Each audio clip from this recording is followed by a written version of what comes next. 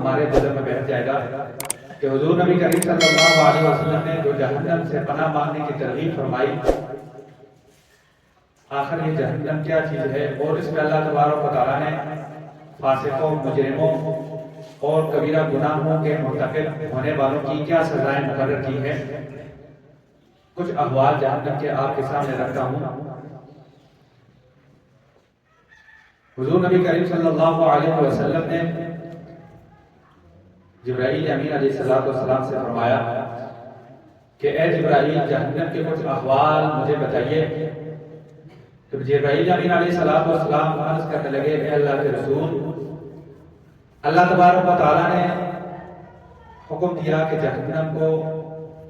جہنم کی آگ کو 1000 سال تک جلایا جائے۔ جب 1000 سال تک جہنم کو جلایا گیا تو اس کی جو آگ ہے وہ سرخ رنگ ہو گئی۔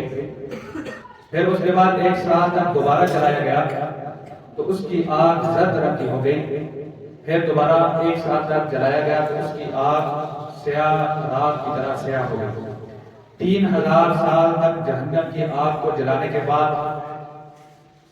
وہ اتنی گرم ہو گئی، اس کا اندازہ آپ دوسری حدیث میں آپ علیہ السلام نے ارشاد فرمایا، اس سے ملاحظہ فرمائیے کہ جہنم کی آگ کتنی زیادہ سخت اور کتنی زیادہ گرم ہوگی۔ اللہ تبارک و تعالیٰ نے جبرائیل علیہ السلام کو فرمایا کہ اے جبرائیل امین، جہنم کے داروغے کے پاس جائیے، جہنم کے مالک کے پاس جائیے جس کے انتظام میں جہنم ہے، اور اس سے کہیں کہ جو آگ ہے اس سے کچھ آگ لے لیں اور لائیں، حضرت آدم علیہ السلام کو دیں تاکہ حضرت آدم علیہ السلام دنیا میں رہ کر اپنی زندگی گزارنے کے کچھ اسباب اختیار کر سکیں، کھانا وغیرہ کوئی چیزیں اس پر گرم کر سکیں، پکا سکیں۔ تو جبرائیل علیہ السلام جہنم کے مالک کے پاس گئے اور عرض کرنے لگے کہ اللہ تبارک و تعالیٰ نے بھیجا ہے، مجھے آگ چاہیے، تھوڑی سی آگ دے دی۔ تو جہنم کے مالک نے کہا، آپ کو کتنی آگ ضرورت ہے؟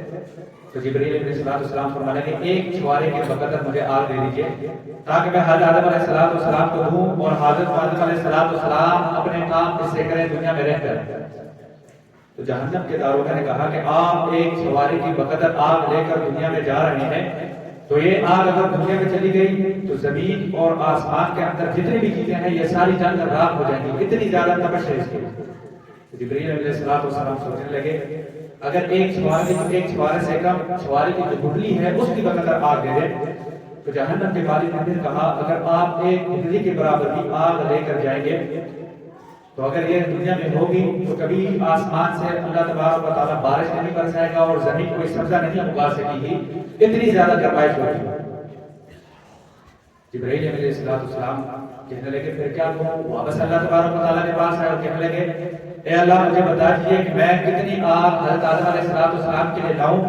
تاکہ میں جہنم کے مالک سے اس کا عرض کروں۔ تو اللہ تبارک و تعالیٰ نے فرمایا کہ آپ 1 ذرے کے برابر جہنم سے آگ لے کر آ جائیں۔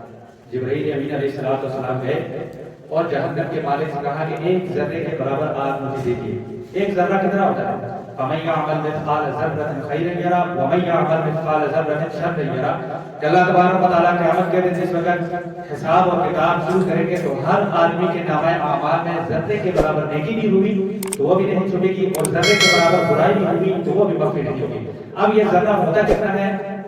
اس کی مقدار کتنی ہے؟ مختلف علماء کرام، مفسرین کرام نے اس میں تحقیق کی ہے، ہر ایک کی اپنی رائے ہے، لیکن ذرہ جب آدمی کھڑکی سے باہر دیکھتا ہے تو چھوٹے چھوٹے ذرات وہ ہوا میں اڑتے نظر آ رہے ہوں گے، جو دھول کے ہوتے ہیں، مٹی کے ہوتے ہیں، وہ چھوٹا سا ذرات مراد ہے۔ اگر اسی کو ہم مراد ہیں کہ وہ مٹی کے چھوٹے چھوٹے ذرات، اتنا ذرہ جبرائیل علیہ السلام نے جہنم کی آگ جہنم کے داروغہ سے لے کر آدم علیہ السلام کو دی۔ جس وقت آدم علیہ السلام کو دینے لگے تو دنیا کے سب سے بلند پہاڑ پر اس ذرے کو رکھ دیا، اور اس ذرے کی اتنی تپش تھی کہ وہ جہنم، وہ پہاڑ جو دنیا کا تھا وہ اس ذرے کی وجہ سے سارا جو ہے جل گیا،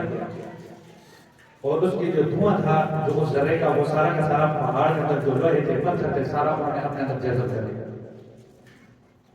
اب وہ جو دھواں ہے اس دھویں کی سے جو آگ نکلتی ہے تھوڑی بہت، وہ دھویں سے جو آگ ہے وہ آدم علیہ السلام کے لیے براہ راست وہ ذرہ بھی نہیں دی گیا، صرف اس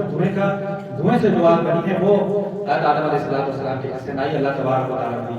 اور اس کے بعد بھی اللہ تبارک و تعالیٰ نے جبرائیل علیہ السلام سے عرض کی کہ اے جبرائیل علیہ السلام اس کو آگ کو پکڑیے اور 70 مرتبہ پانی میں اس کو بدی دیجیے تاکہ یہ ٹھنڈی ہو جائے، اس کی جو سختی ہے وہ نرم ہو جائے۔ پھر حضرت آدم علیہ السلام کی خدمت میں پیش کی، 70 مرتبہ ٹھنڈا کرنے کے بعد بھی اس کے یہ حالات ہیں۔ آج ہم اس دنیا میں جو آگ ہے اس کے اوپر کچھ سیکنڈ تک ہاتھ نہیں رکھ سکتے، تو جہنم میں جو اللہ تبارک و تعالیٰ نے آگ مجرموں کو انتقال کر رکھی ہے جس کو 3000 سال تک جلا گیا ہے، اس کا کیا حال ہوگا؟ جہنم سے خلاصی اس لیے حضور نبی کریم صلی اللہ علیہ وسلم نے فرمائی کہ جہنم سے اللہ تبارک و تعالیٰ سے ہر آدمی پناہ مانگے اور اپنے آپ کو جہنم سے بچائے۔ حضور نبی کریم صلی اللہ علیہ وسلم نے، آپ نے بہت مرتبہ یہ حدیث مبارک سنی بھی ہوگی کہ آپ علیہ السلام نے ارشاد فرمایا کہ آدمی جو رمضان مبارک کا مہینہ پائے اور اپنے آپ کو جہنم سے آزاد نہ کروائے تو وہ تباہ اور ہلاک اور برباد ہو جائے۔ یہ بدعا آپ علیہ السلام نے فرمائی اور جبرائیل علیہ السلام نے اس پر لبیک کہا، آمین کہا۔ اگر ہم اللہ تبارک و تعالیٰ سے دعا مانگ کر اپنے آپ کو جہنم سے خلاص نہیں کریں گے تو حضور نبی کریم صلی اللہ علیہ وسلم کی بدعا کا خطرہ بھی ہے کہ نہیں آپ علیہ السلام کی بدعا کے مستحق ہم نہ ٹھہر جائیں، اس بدعا کا کہیں ہم شکار نہ ہو جائیں۔ تو اللہ تبارک و تعالیٰ سے دعا مانگتے ہیں کہ جہنم سے ہمیں خلاصی نصیب فرما۔ یا ایھا الذین آمنوا قوا انفسکم، اپنے آپ کو بھی بچاؤ، وأہلیکم، اور اپنے اہل کو، اپنے خاندان کو، اپنے اہل کو بھی جہنم سے بچاؤ جس کا ایندھن انسان اور پتھر ہے۔ اللہ تبارک و تعالیٰ نے اس پر ایسے فرشتے مقرر کیے ہیں جو کسی قسم کا رعایت انسان کے ساتھ نہیں کرتے۔ اللہ تبارک و تعالیٰ جو حکم کریں گے وَيَفْعَلُونَ مَا يُؤْمَرُونَ، جو حکم کریں گے اللہ تبارک و تعالیٰ وہی حکم بجا لائیں گے۔